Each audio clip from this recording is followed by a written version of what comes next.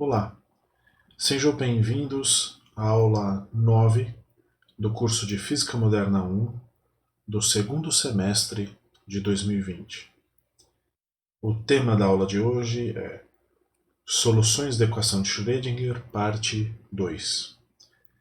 Essa é a parte final de uma sequência de duas aulas a respeito de soluções da equação de Schrödinger, de alguns potenciais mais simples, para que a gente adquira alguma intuição a respeito das soluções da equação de Schrödinger.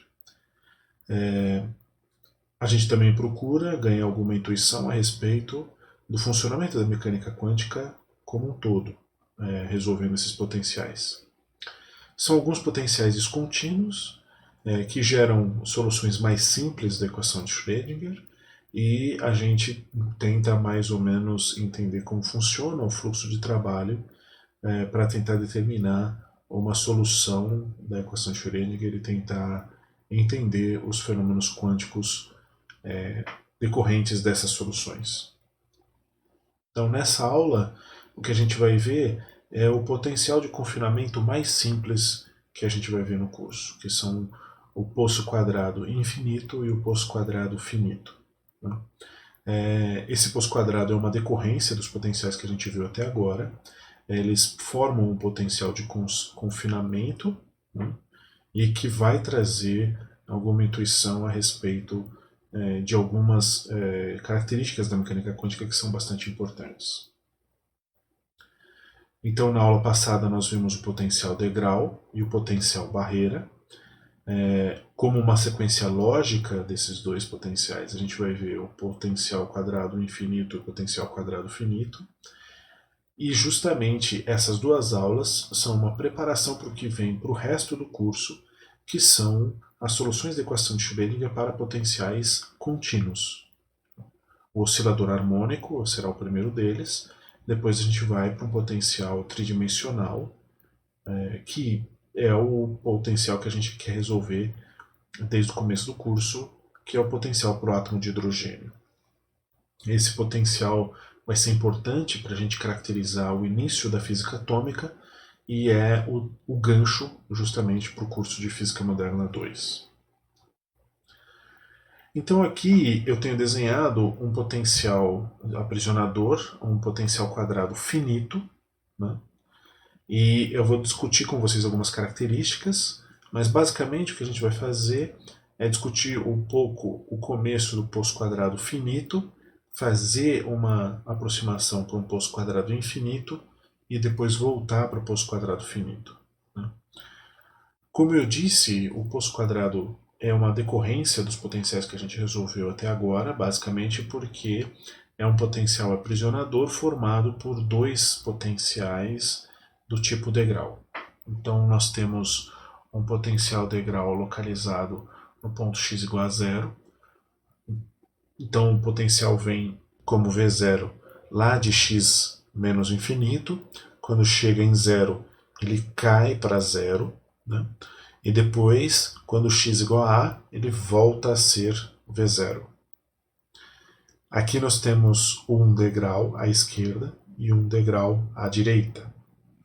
Se vocês se lembrarem da aula passada, toda vez que a energia mecânica da partícula incidia num degrau cuja altura era V0 e a energia mecânica era menor do que V0, o coeficiente de reflexão era 1. Nenhuma partícula é transmitida por esse degrau. Então, nessa situação, a partícula vai ser refletida pela barreira da direita e depois refletida pela barreira da esquerda. Então é por isso que esse aqui é um potencial de confinamento. A partícula vai ficar sempre refletindo aqui no meio. Nesse potencial, a gente vai resolver apenas os casos para quando a energia da partícula, a energia mecânica, é menor do que a altura do potencial V0. O que a gente quer fazer é justamente resolver a equação de Schrödinger, e para o caso desse potencial que não varia no tempo, a gente pode usar a equação de Schrödinger independente do tempo. O que a gente vai precisar fazer é resolver essa equação para as três regiões que se formam nesse potencial. Então nós temos aqui a região 1, que compreende a posição de x entre menos infinito e zero. Temos a região 2, que compreende a região entre x igual a 0 e x igual a A, e depois a região 3, que compreende a posição entre x igual a A e x igual a mais infinito. Né? Então nós temos 3 regiões e temos que ter 3 soluções da equação de Schrödinger. E assim como na aula passada, nós vamos aplicar as condições da função de onda nos pontos de fronteira dessas regiões. Então, basicamente, nós temos a função ψ1, que é solução para a equação de Schrödinger independente do tempo na região 1, a função ψ2, que é solução para a região 2, e a função ψ3, que é solução para a região 3. Essas soluções elas seguem o mesmo padrão do que a gente obteve na aula passada. Então, na região 1, a gente tem que a energia mecânica é menor do que a energia potencial. Então, a gente tem uma solução assintótica exponencial. A gente tem na região 2 que a energia mecânica é maior do que o V0, portanto, a gente tem uma solução oscilatória. Nesse caso, a gente vê que é uma função oscilatória justamente por ser uma exponencial complexa aqui. Né? E para a região 3, a gente tem o mesmo caso para a região 1, que é uma solução assintótica. Note que a gente tem 3 constantes, K1, K2 e K3, né? Sendo que K1 é igual a K3, é igual a raiz quadrada de 2m vezes V0 menos E, tudo isso sobre H cortado.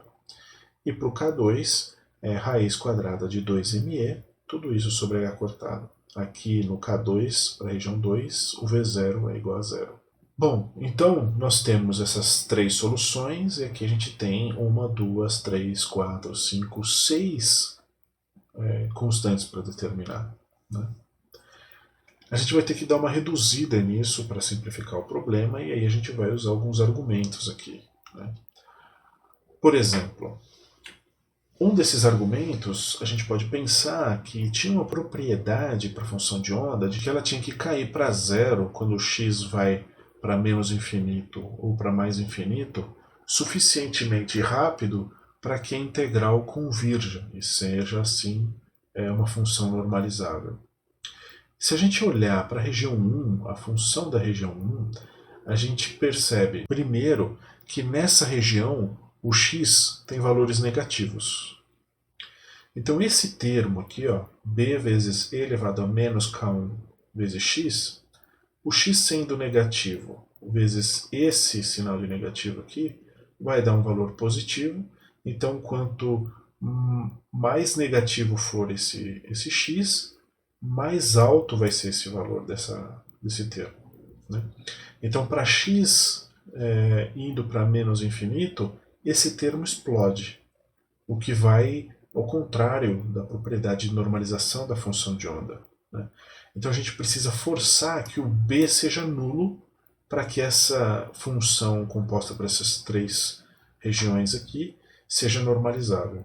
Um argumento análogo a gente pode usar para a função ψ3, já que nessa região aqui o x é positivo, sendo o x positivo, então esse termo aqui, quanto mais alto for o valor de x, mais alto vai ser a contribuição desse termo, portanto esse cara aqui explode, né?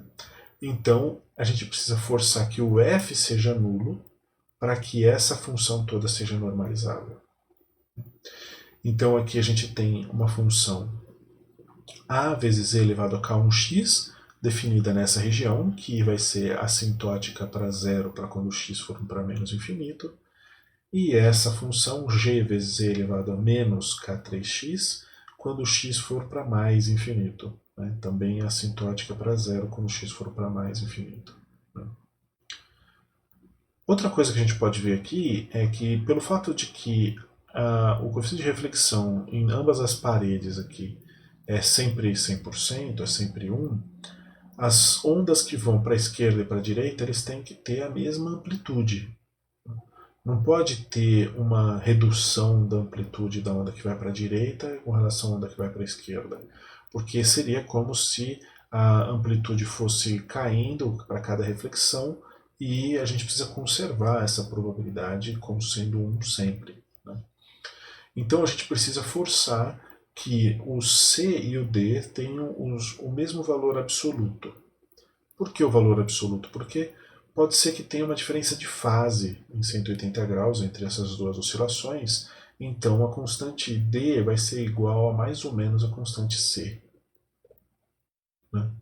Então aqui a gente já consegue resolver um pouco esse problema, igualando as duas constantes, mas deixando a possibilidade de ser um sinal positivo ou negativo. Então, sumarizando, a gente tem esse conjunto de soluções, a solução assintótica na região 1, a solução assintótica na região 3, e temos aqui C vezes E elevado a IK2x, mais ou menos E elevado a menos IK2x. Aqui eu dei uma simplificada, eu já eliminei o K3, porque o K3 é igual a K1, né? Então agora a gente só tem 2Ks aqui. A gente pode olhar para esse termo aqui e lembrar que essa exponencial complexa ela pode ser escrita como sendo uma soma de cosseno mais seno, né? Então olha aqui a propriedade. E elevado a iθ vai ser cosseno de θ mais seno θ. Mais ou menos e elevado a menos iθ, e elevado a menos iθ é o complexo conjugado desse primeiro termo, né? Veja só, cosseno é uma função par, ela não muda de sinal, só muda a parte imaginária.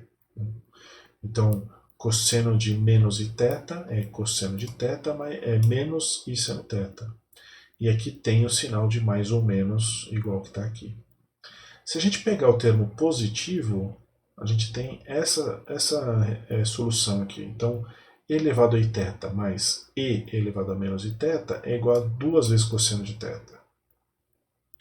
Já a parte negativa vai ser e elevado a iθ menos e elevado a menos iθ, vai ser igual a 2i seno θ. Então, essa parte aqui, sendo oscilatória, ela vai poder ter duas formas. Ou uma forma de um cosseno, sendo a constante C uma constante real, ou uma forma de um seno, sendo a constante C uma constante complexa, por conta desse I aqui, né? Para dar conta dessas duas possibilidades, o que eu vou fazer é reescrever essa função aí, e a gente vai reescrever dessa forma. A gente tem uma constante, que eu vou chamar de C, índice C, de cosseno, vezes o cosseno de K2x, mais uma constante índice S, de seno, vezes seno de K2x. Então, a gente tem aqui o que a gente precisa para resolver esse potencial quadrado aqui, né? A gente teria essas 4 amplitudes para resolver, e o que a gente precisa agora é impor as condições de contorno para encontrar essas amplitudes aí. Mas antes de aplicar as condições de contorno, é aqui que a gente vai definir o caso do pós-quadrado infinito. Esse pós-quadrado infinito ele é caracterizado para quando o V0 é muito maior do que a energia mecânica, né? Então o V0 é a altura do potencial, ele tem que ser muito maior do que a energia mecânica. A gente pode fazer o V0 ir para infinito, por isso chama pós-quadrado infinito. Quando a gente faz isso, é a mesma coisa que dizer que as funções de onda ψ1 e ψ3 são iguais a zero. Por que isso? Bom, porque quando o V0 vai para o infinito, o K1 também vai para o infinito.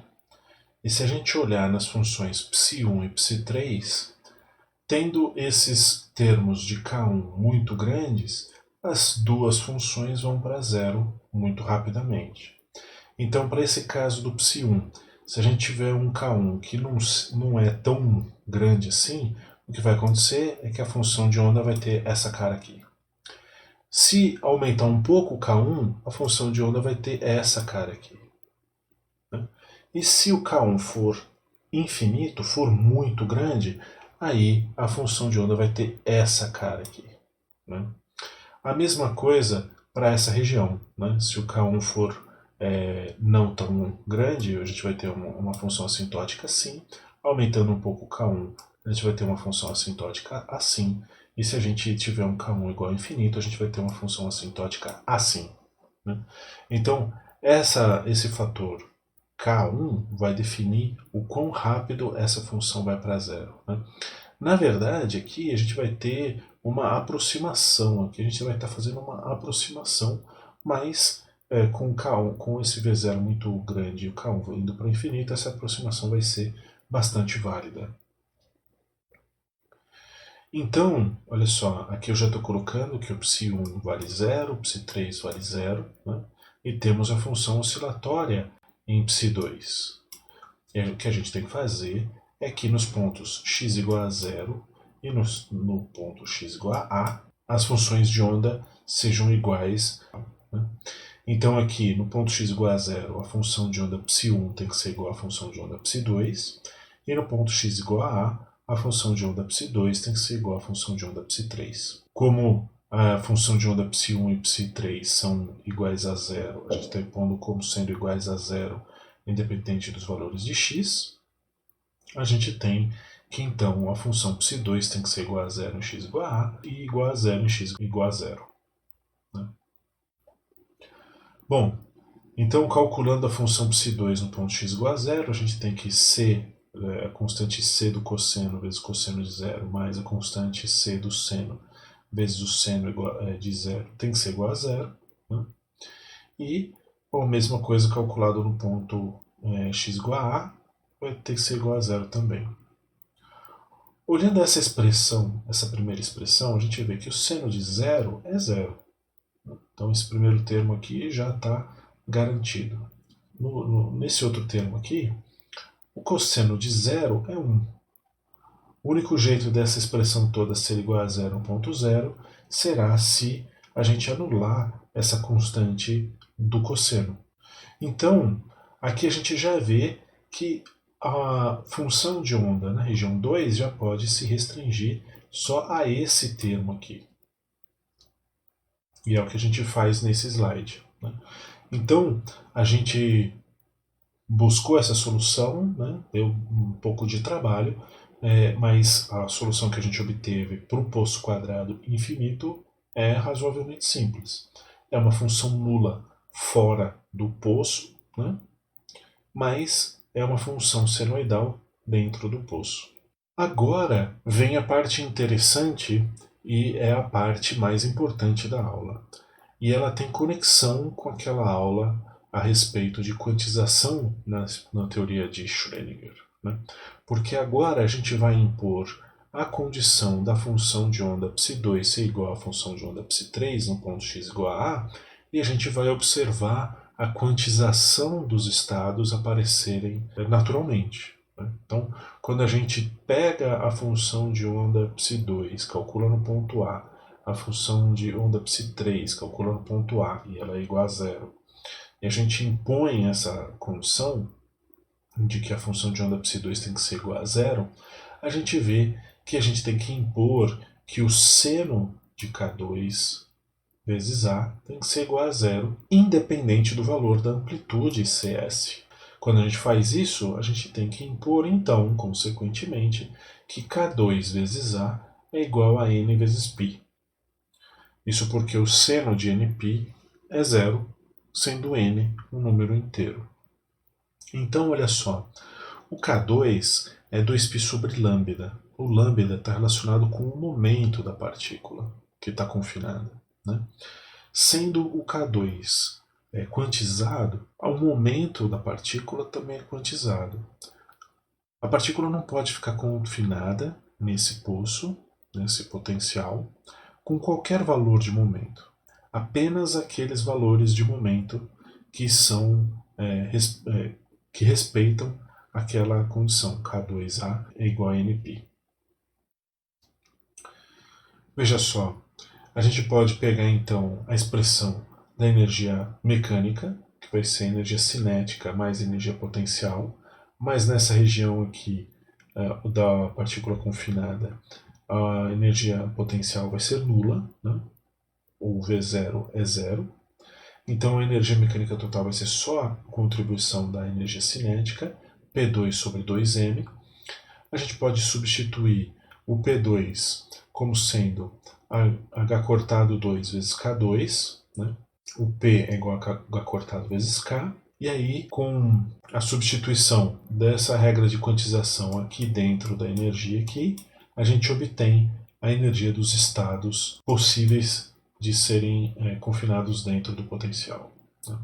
Então, apenas alguns valores de energia são possíveis, e esses valores são definidos por esse número inteiro n, né? Esse aqui a gente chama de número quântico. É o número que caracteriza o estado quântico ao qual a partícula se encontra. Então aqui tem um gráfico do potencial quadrado infinito e todos os valores, ou pelo menos os valores dos primeiros 5 estados quânticos, representados aqui nesse esquema, né?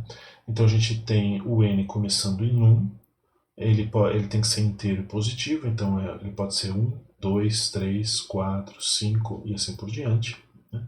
E a gente pode definir a energia dos estados como sendo uma função da energia do estado fundamental. O estado fundamental é o estado correspondente ao n igual a 1, né? Então a energia do estado fundamental E1 é igual a π quadrado vezes h cortado ao quadrado sobre 2ma quadrado, porque a gente faz o n ser igual a 1, né? Quando a gente vai para o segundo estado quântico, o primeiro estado citado, a gente teria que colocar 2 aqui dentro, aqui no lugar do n, né? Então aqui como está n ao quadrado, a energia do estado 2 é 4 vezes a energia do estado fundamental. A energia do estado n igual a 3 seria 9 vezes a energia do estado fundamental.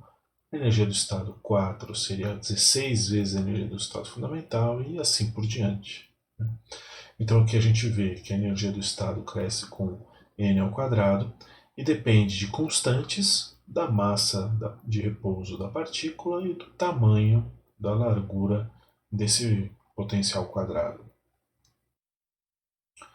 Assim como no modelo de Bohr, uma partícula que esteja num estado quântico com energia superior, ele pode transicionar para um estado quântico de energia inferior, e o excesso de energia ele pode liberar com a emissão de um fóton, né? Então é interessante aqui para a gente calcular qual é a diferença de energia entre dois estados quânticos, supondo a energia EI menos EF sendo EI maior do que EF, aplicando aqui a equação para o NI e para o NF, a gente chega à conclusão de que a diferença de energia entre os dois estados é π quadrado h cortado ao quadrado sobre 2ma vezes a diferença dos quadrados dos números quânticos, né? Então essa energia ela é liberada na forma de um fóton, e uma coisa que seria interessante a gente calcular é qual é a energia liberada por uma transição de uma partícula que esteja num estado para o seu estado imediatamente inferior, né? Então nesse caso a energia do fóton emitida seria justamente a diferença entre esses dois estados, e a gente pode pegar essa equação aqui que é mais geral e simplesmente impor que o NF é igual a NI menos 1, né? Quando a gente faz isso, a gente tem essa diferença de quadrados aqui. Esse termo NI menos 1 ao quadrado a gente pode abrir como um binômio aqui, né? Vai dar NI quadrado menos 2NI mais 1. A gente olha aqui que esse sinal negativo faz com que a gente possa cancelar esse NI com esse NI, e o que sobra é 2NI menos 1, de toda essa diferença aqui, né? Então a diferença de energia dos estados consecutivos seria π quadrado vezes h cortado ao quadrado sobre 2ma, que é justamente a energia do estado fundamental, vezes 2NI menos 1, né? Então veja que a diferença de energia entre estados consecutivos ela cresce linearmente com o número quântico n, né? Isso aqui é um resultado importante, a gente já vai explorar ele, mas ele também é importante por causa do princípio da correspondência. Quando a gente calcula o limite da razão dessa diferença de dois estados consecutivos pela energia do estado, né, o ΔE sobre E, a gente vê que no limite, para quando n vai para o infinito, esse limite vai para zero. Por quê? Porque o ΔI cresce com n e o E cresce com n ao quadrado. Né? Então aqui seria a razão de n sobre n ao quadrado, isso aqui dá 1 sobre n indo para infinito, isso aqui vai para zero. Então, o que isso quer dizer? Que essa diferença entre os estados, apesar dela crescer linearmente, ela fica cada vez menor em comparação com a energia do estado. Né? Então o ΔE aumenta, mas o E aumenta muito mais rápido. Né? O que acontece é que, para um limite clássico, esse estado teria uma energia tão alta que a diferença entre os estados consecutivos ela é muito pequena frente à grande energia do estado. Né? Então, seria como o análogo a um contínuo. Bom, olhando aquela expressão para a diferença de energia entre dois estados consecutivos, né, que seria a energia do fóton emitido quando uma partícula transiciona entre dois estados consecutivos, a gente pode fazer algumas análises que são interessantes. Né? Uma coisa que é interessante é a gente ver qual é a diferença entre o primeiro estado excitado e o estado fundamental, entre o estado n igual a 2 e o estado n igual a 1. Né? Quando a gente aplica aqui n igual a 2, a gente chega à conclusão de que essa diferença de estados, essa diferença de energia dos estados, é 3π² h cortado ao quadrado sobre 10ma. Né? A gente pode meio que ajustar as constantes e reparar que h cortado é h sobre 2π, né? Aqui tem um quadrado, a gente pode cortar esse π quadrado aqui, né? Multiplicar por c quadrado em cima e embaixo, e a gente tem uma outra expressão aqui ajustada. Ajustada para quê? Por exemplo, esse HC é um produto de duas constantes e vale 1240 eletronvolts vezes nanômetro. É um número fácil de lembrar e em unidades muito convenientes para fazer cálculos de física atômica. Além disso, aparece um c quadrado aqui embaixo, que multiplicado pela massa de repouso já dá aqui a energia de repouso da partícula, né? Que a gente já pode colocar em unidades convenientes para cortar com o eletronvolt daqui do HC. Né? Então, esse formato aqui é bastante conveniente para a gente fazer algumas contas. E olha só, se uma partícula transiciona do primeiro estado excitado para o estado fundamental, ela vai emitir um fóton, esse fóton vai ter energia hν, ou, em termos de comprimentos de onda, vai ter energia hc sobre lambda. Então a gente pode relacionar esse comprimento de onda com essa energia por meio dessa expressão. Lambda é igual a 8mc² sobre 3hc, tudo isso vezes a ao quadrado. Lembrando que a é a largura do poço. Né? Então aqui a gente tem uma expressão que relaciona a energia do fóton emitido nessa transição com o tamanho do poço, ou o comprimento de onda do fóton emitido com o tamanho do poço, a largura do poço. Né? Então a gente vê que tanto a energia quanto o comprimento de onda aqui depende de uma série de constantes, mas a energia depende de 1 sobre a ao quadrado e o comprimento de onda depende de a ao quadrado. Né? Esse resultado é interessante porque ele relaciona a energia do fóton emitido com o tamanho do sistema quântico. Né? Esse poço quadrado ele é bastante importante na mecânica quântica porque a gente sempre recorre a esse poço quadrado quando a gente quer fazer alguns cálculos de ordem de grandeza, por exemplo. Né? Aqui tem um exemplo. Imagina que nos processos nucleares o núcleo pode emitir fótons e esses fótons têm tipicamente a energia de 10 a sexta eletronvolts, ou 1 megaeletronvolt.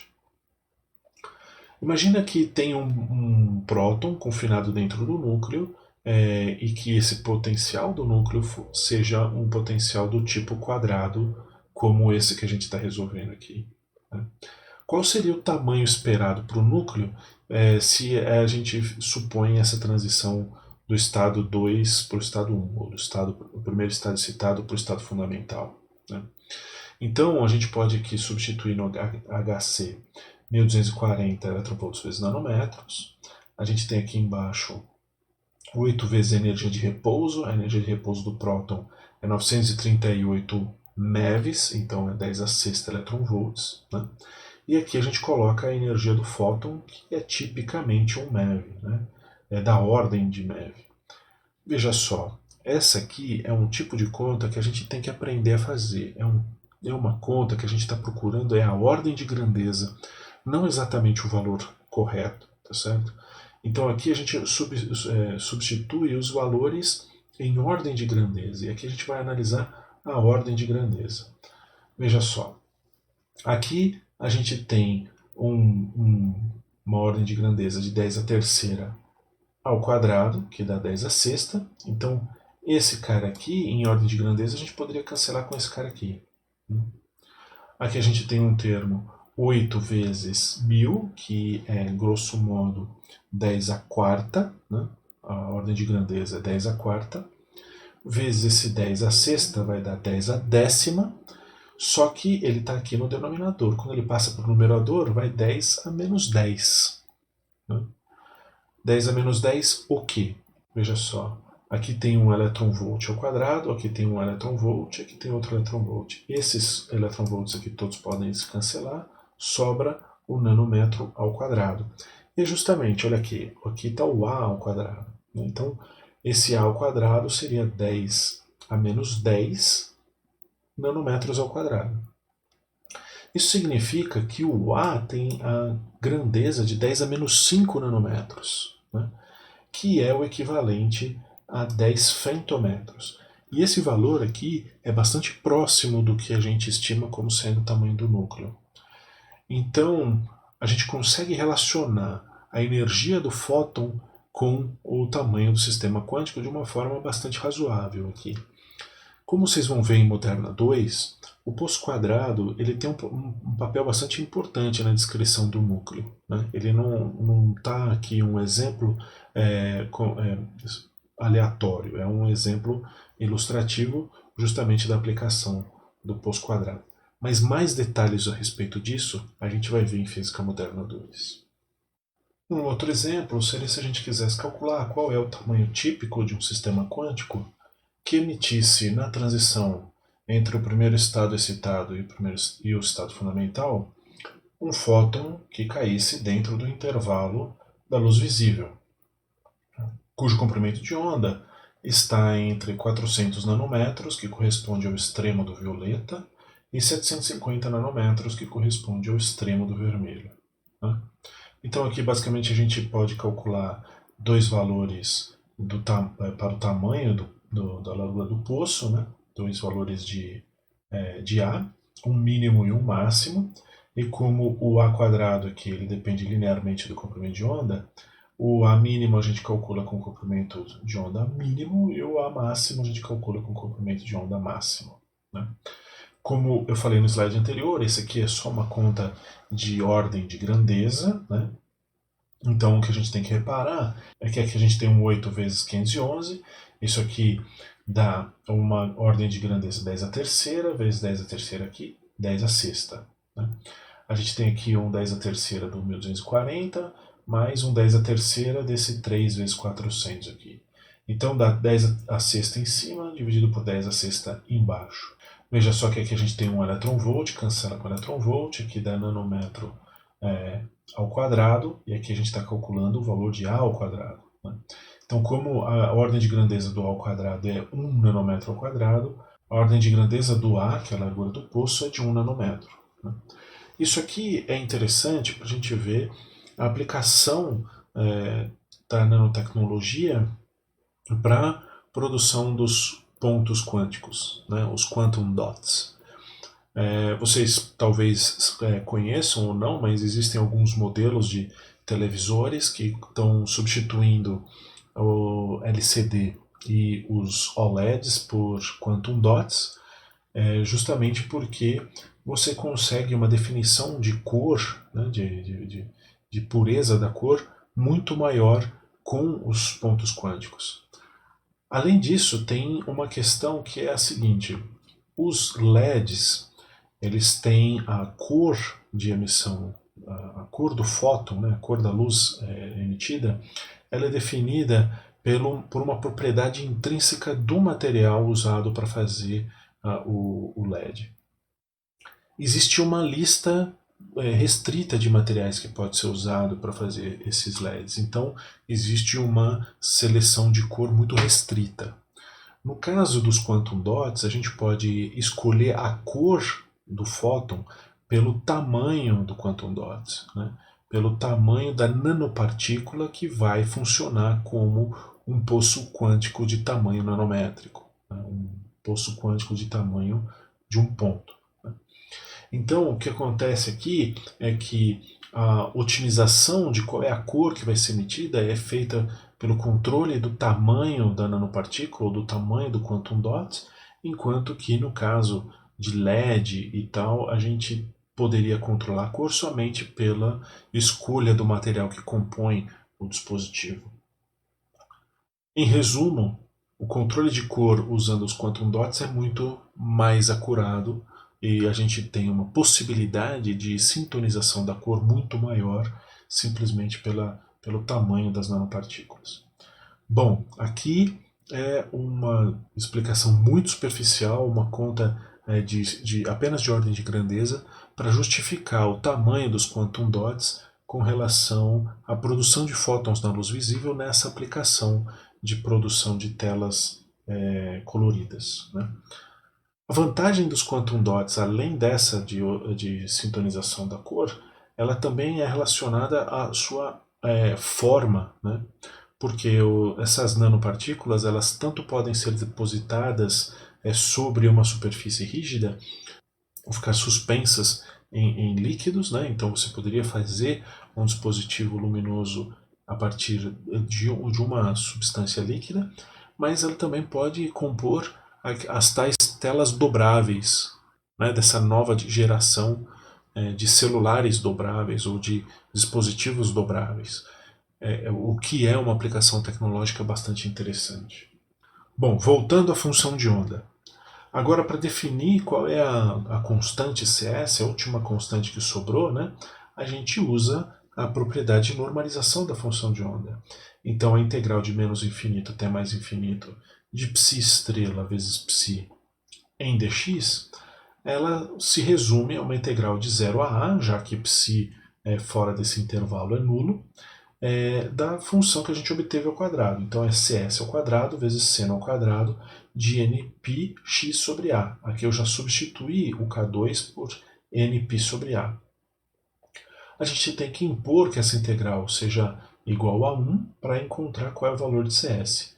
Eu vou deixar esse exercício para vocês como treinamento para a integral, mas a gente vai obter o valor de que o cs é igual a 2 sobre a elevado a meio, né? Então, olha aqui, a gente obteve a função de onda completa para esse caso do poço quadrado infinito, né?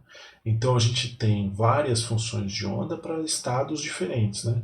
Então, a gente tem um psi-n, a raiz quadrada de 2 sobre a vezes seno de nπ x sobre a. Com n podendo ser igual a 1, 2, 3 e assim por diante. Uma coisa que é extremamente importante a gente observar aqui é que nesse caso a gente não tem uma soma infinita de funções oscilatórias. A gente não tem aqui a mesma indeterminação que a gente tem para o caso da partícula livre, né? A gente aqui tem uma função única para representar o estado da partícula, né? A gente não tem uma soma infinita.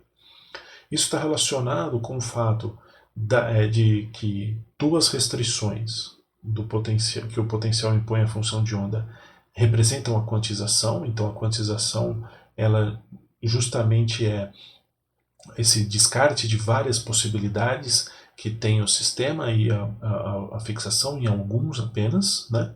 Mas ela também está relacionada ao princípio da incerteza de Heisenberg, porque agora a gente, diferentemente do caso da partícula livre, a gente sabe que a partícula tem a sua posição restrita entre 0 e A, né? A gente sabe que a partícula não pode estar em outras posições, apenas no intervalo entre x igual a 0 e x igual a A. Então a gente tem uma certa determinação na posição, então a gente espera uma certa determinação no momento. Então é isso que está expresso aqui. Você tendo uma quantização, você tem momentos muito bem definidos para cada um desses estados, né? Mas em contrapartida você tem uma residual de indeterminação ainda na posição. Você sabe que ela está dentro do poço, mas você não sabe exatamente onde. Então aqui eu tenho calculado algumas funções de onda para o caso fundamental, n igual a 1, para o primeiro estado excitado, n igual a 2, e para o segundo estado excitado, n igual a 3. Então o que a gente vê é justamente o fato de que no caso de Psi1, dentro do poço cabe meio comprimento de onda. No caso do Psi2, dentro do poço cabem um comprimento de onda completo. E no caso do Psi3, cabe um comprimento de onda e meio. É interessante a gente notar essa relação entre o estado e o número de nós que se apresentam dentro do poço. Né? Enquanto no estado fundamental não apresenta nenhum nó, no primeiro estado citado apresenta um nó. No segundo estado citado apresentam dois nós. E assim por diante. Essa regra continua. Isso aqui é importante a gente notar porque um exercício típico para esse conteúdo da matéria é desenhar graficamente a função de onda do estado aleatórios n. Né? Eu vou dar um exercício, por exemplo, desenhe a função de onda do estado quântico número 5. Né? E aí você já sabe que a função de onda do estado 5 vai ter 4 nós. Né? Então você já sabe quantos comprimentos de onda vão caber dentro do poço para o estado 5.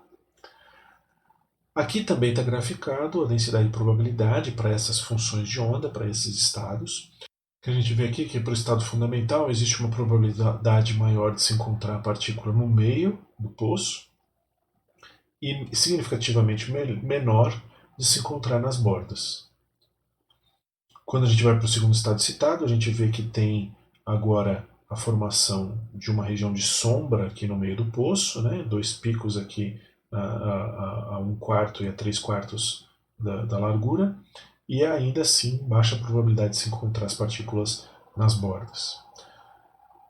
Para o segundo estado citado, agora aparecem duas regiões de sombra, 3 regiões de maior probabilidade e ainda baixa probabilidade de se encontrar nas bordas. Isso aqui já é bastante diferente da física clássica, justamente pela formação dessas regiões de sombra aqui. Né? Isso não é previsto classicamente. O que acontece é que justamente ocorre o efeito de interferência da onda que vai e da onda que volta. E essa condição de interferência acaba gerando tanto ondas estacionárias como essas franjas de interferência de probabilidade dentro do poço. Né? Aqui a gente tem que lembrar que falta a componente temporal da solução, né? A componente temporal é complexa, então a função de onda completa é em função de x e de t, ela tem a função da solução que a gente obteve hoje e da solução da parte temporal que a gente obteve algumas aulas atrás. Né? E aqui a gente observa como essas funções de onda evoluem no tempo. A parte de desenho que está desenhada em azul é a parte real, a parte que está desenhada em vermelho claro é a parte imaginária. O que a gente vê não é exatamente a onda se propagando, né, andando na direção da esquerda para a direita ou da direita para a esquerda. O que a gente vê é a onda oscilando, mas ela parada. Né? Isso aqui é a formação de um estado estacionário. A onda está aqui oscilando, mas a gente não vê um movimento aparente, a gente vê só a oscilação da onda. E a frequência com que ela oscila depende justamente da energia do estado. Então, quanto maior for o N, maior é a energia do estado, maior é a frequência de vibração desse estado. Se vocês se lembram do curso de oscilações de ondas, né, da formação dos estados estacionários, isso aqui é como se fosse a corda do violão. Né? O violão tem a sua corda lá, ela é fixa nas suas extremidades, e quando você dedilha uma corda, o que ela faz é vibrar num estado estacionário, muito semelhante ao que a gente vê aqui. Né? Cada nota musical seria um número de oscilações observadas nesse estado estacionário. Esses três estados aqui estão graficados em contraste com esse estado aqui, que é a representação clássica do que estaria acontecendo nessa partícula confinada nesse potencial quadrado.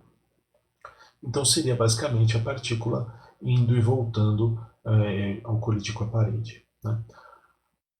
Bom, o que a gente pode observar aqui do caso clássico, né? Se a gente pausar esse vídeo, é como se a gente estivesse fazendo uma medida da posição da partícula, né? Qualquer momento que eu pausar, eu consigo fazer uma medida da posição da partícula. E se eu fizer isso sequencialmente, e depois fizer um histograma das medidas que eu consegui obter dessa posição, a gente vai ver que a probabilidade de se obter a partícula ao longo desse comprimento, ela é basicamente uniforme, né? Ela não é como nos casos anteriores, onde a gente observa franjas de interferência, mas aqui, no caso clássico, a gente observaria uma probabilidade uniforme ao longo de toda a largura do poço, né? E é como está representado aqui por essa linha tracejada, seria a distribuição de probabilidade clássica. Classicamente, a probabilidade seria 1 sobre L, aqui nesse desenho L está representando a largura do poço, né? Mas é como se cada ponto fosse equiprovável, os pontos aqui fossem todos equiprováveis em relação à medida da posição da partícula. Agora, no caso da mecânica quântica, a gente tem essa função de onda que a gente obteve e a probabilidade calculada por essa função de onda daria essa oscilação, né, essas franjas de interferência, pontos de máximo e pontos de mínimo de probabilidade. Se a gente imaginar que esse número, quanto maior for esse número, maior é o número de oscilações aqui dentro, a gente pode imaginar um N muito grande, onde essa probabilidade oscile bastante aqui, mas que a gente tenha essencialmente umas regiões de escuro cada vez menores e as regiões de claro cada vez mais numerosas, né? Então, num limite de muitas oscilações aqui dentro, a gente tem as regiões de claro e de escuro cada vez menores, mas é como se a gente estivesse observando um efeito de média dentro dessa região. E se a gente calcular a média da probabilidade dada por essa função de onda, a gente chega que a média dessa probabilidade é 1 dividido pela largura do poço, igual à probabilidade clássica. Então, em média, a probabilidade quântica é igual à probabilidade clássica. O que ela diverge é justamente nessa explicação dessas franjas de interferência. Então, essa explicação que eu falei a respeito do N muito grande, tem muitas oscilações aqui dentro, seria mais uma forma de se observar o princípio da correspondência de Bohr atuando na mecânica quântica, né? Quando você faz o limite de n tendendo ao infinito, a probabilidade ela fica cada vez mais próxima a probabilidade média fica cada vez mais próxima de estar totalmente distribuída dentro desse poço, assim como a probabilidade clássica. Bom, agora a gente vai retroceder um pouquinho, vai voltar lá para aquele ponto onde a gente assumiu a condição do poço infinito e vamos analisar agora o poço finito, né? Basicamente o que a gente tem são as regiões 2 e 3, com aquelas soluções assintóticas. A região 2 tem a solução oscilatória, né? Tem aqui as constantes K2 e K1, né? Então o que a gente tem que fazer é aplicar as condições de continuidade em x igual a 0 e em x igual a A. As propriedades das funções de onda fazem com que a gente tenha que aplicar essa condição de continuidade não só na função, mas também na sua derivada, né? E assim a gente conseguiria restringir as soluções, assim como a gente restringiu as soluções para o caso do poço quadrado infinito. Só que nesse caso aqui a gente vai fazer uma análise apenas qualitativa, a gente não vai resolver exatamente o poço quadrado finito, a gente só vai ver qual é o impacto de você ter um valor de V0 finito, né?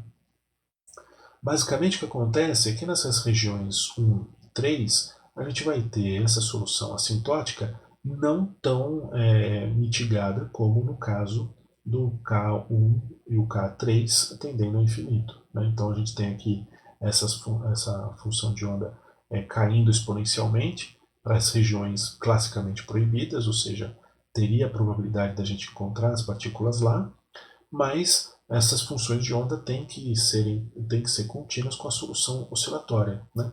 Então, como resultado, o que a gente tem são essas mesmas franjas de interferência que a gente obteve para o caso do poço quadrado infinito, só que com uma espécie aqui de um alargamento da distribuição devido a esse vazamento de probabilidade para fora da região, adentrando a região classicamente proibida. Né?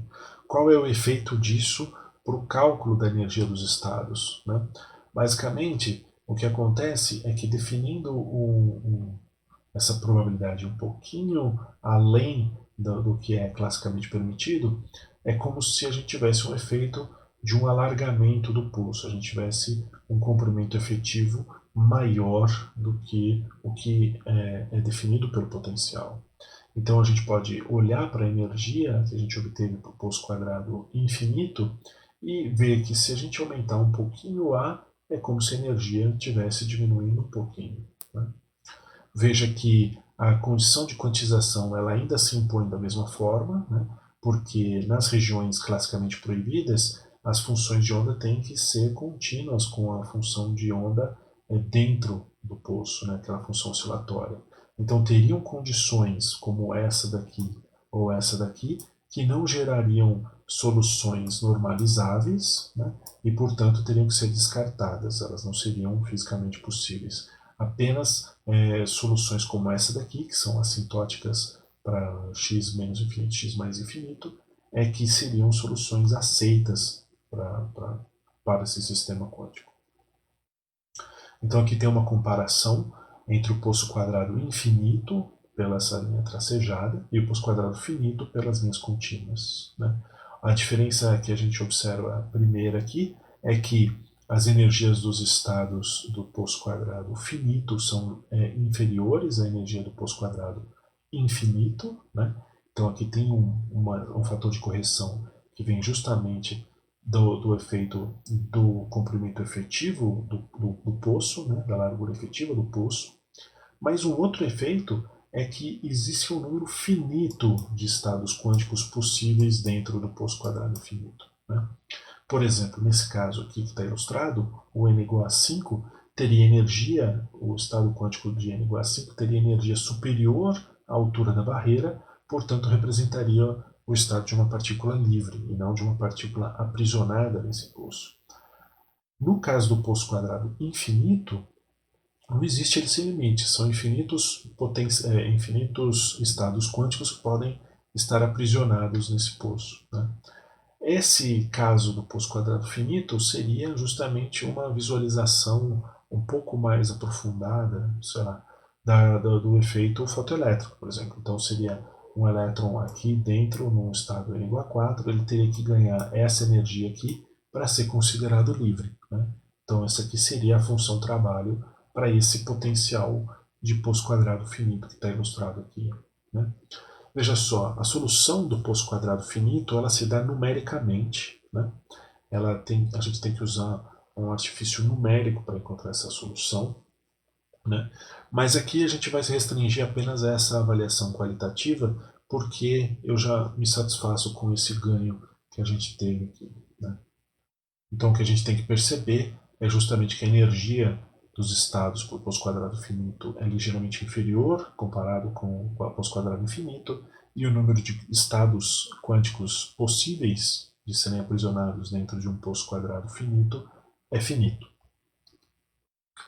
Então, em resumo, nós conseguimos a solução de um poço quadrado finito, o primeiro potencial aprisionador, né, que a gente observou nesse curso. A gente vai observar mais alguns nas próximas aulas. Né. A gente fez a aproximação de quando a altura do potencial é muito maior do que a energia mecânica da partícula, né, que seria o poço infinito, o poço quadrado infinito. As soluções que a gente obtém, elas são infinitas, né? São infinitos estados quânticos, mas já é uma solução que não é uma soma infinita de oscilações, mas sim infinitos estados descritos por uma função única, né? A gente observou a discretização do momento e da energia dos estados. Essa discretização ela foi feita de forma bastante suave e espontânea, quando a gente simplesmente impôs as condições de contorno da função de onda, ao contrário da antiga mecânica quântica, onde a gente tinha que fazer isso com um argumento externo, que eram as regras de quantização de Wilson-Sommerfeld.